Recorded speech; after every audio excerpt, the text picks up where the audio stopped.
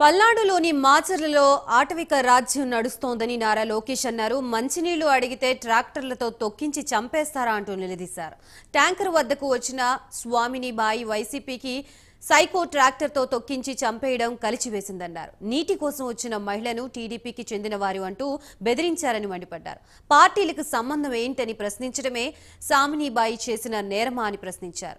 ఊరంతా చూస్తూ ఉండగా 3 సార్లు ట్రాక్టర్తో తొక్కించి చంపేస్తే డ్రైవింగ్ రాకపోవడం వల్ల ప్రమాదం జరిగిందని కేసు నమోదు చేస్తారా అని ఫైర్ అయ్యారు. అరాచక శక్తులతో కొంతమంది పోలీసులు ఏకమైతే సామాన్యులకి దిక్కెవరన్నారు.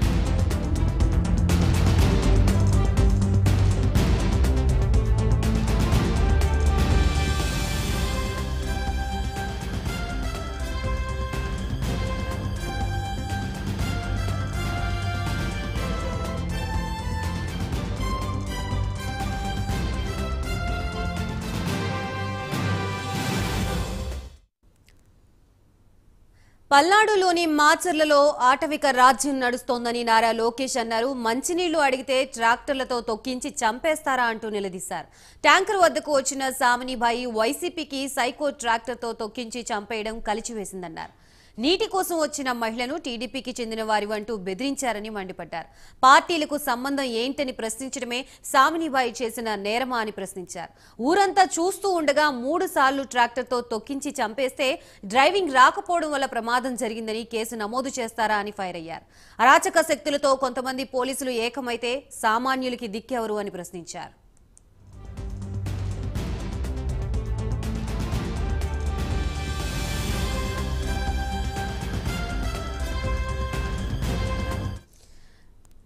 పల్నాడు జిల్లా మాచర్లలో సామినిబాయి విషయంపై నారా లోకేష్ స్పందించారు. దీనికి సంబంధించి కంప్లీట్ డీటెయిల్స్ ఇవ్వడానికి మా ప్రతినిధి రవికృష్ణ సిద్ధంగా ఉన్నారు. రవికృష్ణ, పల్నాడు జిల్లా రెండచింతల మండలం ఈ మల్లెపాడు తండాకు సంబంధించినటువంటి సామినిబాయి నిన్న దారుణమైన పరిస్థితుల్లో మృతి చెందినట్టుగా కూడా తెలుస్తుంది. ఆమె ఆ తండాకు సంబంధించి ఆ తండా ఏరియాలో వాటర్ సరిగ్గా రానటువంటి కారణంగా ట్యాంకర్ల ద్వారా వాటర్ ని తోలుతున్న పరిస్థితి ఉంది. నీళ్లు పట్టుకునేందుకు బిందుతో అక్కడికి వెళ్ళినటువంటి సందర్భంలో అక్కడ ట్యాంకర్ డ్రైవర్ కి ఆమెకి మధ్య వాగ్వివాదం చోటు చేస్తుంది. దానికి ప్రధాన కారణం ఏంటంటే ఈమె టీడీపీ పార్టీకి సానుభూతి పర్రాలు కాబట్టి వాటర్ పట్టుకోవడానికి వీల్లేదు అని ఆ ట్యాంకర్ డ్రైవర్ అన్నటువంటి సందర్భంలో వాళ్ళిద్దరి మధ్య చిన్నపాటి ఘర్షణ జరిగింది. ఈ వాటర్ కి పార్టీలకి సంబంధం ఏమిటి, నీటికి అని చెప్పి అడిగినటువంటి సందర్భంలో అక్కడ ఉన్నటువంటి ట్యాంకర్ డ్రైవర్ ఎవరైతే ఉన్నారో అతను మీదకి 2 సార్లు ట్రాక్టర్ ఎక్కించినట్లుగా కూడా అక్కడ ఉన్నటువంటి ప్రత్యక్ష సాక్షులు అయితే చెబుతూ ఉన్నారు. ఈ నేపథ్యంలోనే నిన్న ఈ మృతదేహాన్ని తీసుకెళ్లి పోస్ట్ మార్టం చేసేటువంటి సమయంలో కూడా పెద్ద ఎత్తున అక్కడ ఉద్రిక్త పరిస్థితులు అయితే ఏర్పడ్డాయి. దీనికి సంబంధించి ఈ రోజు ట్విట్టర్ ద్వారా ఈ లోకేష్ తెలియజేయడం జరిగింది. ముఖ్యంగా కూడా టీడీపీకి సంబంధించి ప్రధాన నాయకుడు లోకేష్ మాత్రం చాలా ఆగ్రహాన్ని వ్యక్తం చేశారు. రాష్ట్రంలో అరాచక పాలన కొనసాగుతుంది ఆయన మరోసారి స్పష్టం చేశారు. మంచినీటి కోసం వెళ్ళినటువంటి మహిళ ఎవరైతే ఉన్నారో ఆ మహిళ మీద ట్రాక్టర్ ని అందరూ చూస్తూ ఉండగా కూడా 3 సార్లు అతను తొక్కించి వేయటాన్ని ఎంత దుర్మార్గమైన చర్యగా కూడా అభివర్ణించాడు.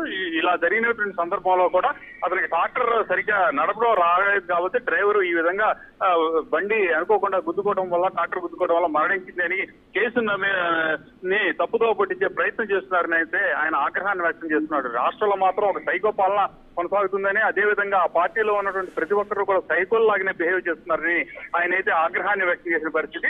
మరి ఈ రాబోయే ప్రభుత్వంలో ఇటువంటి సైకోలందరికీ సరైన ట్రీట్మెంట్ ఇస్తామని మాత్రం ఆయన పత్రికా ప్రకటన ద్వారా తెలియజేశారు.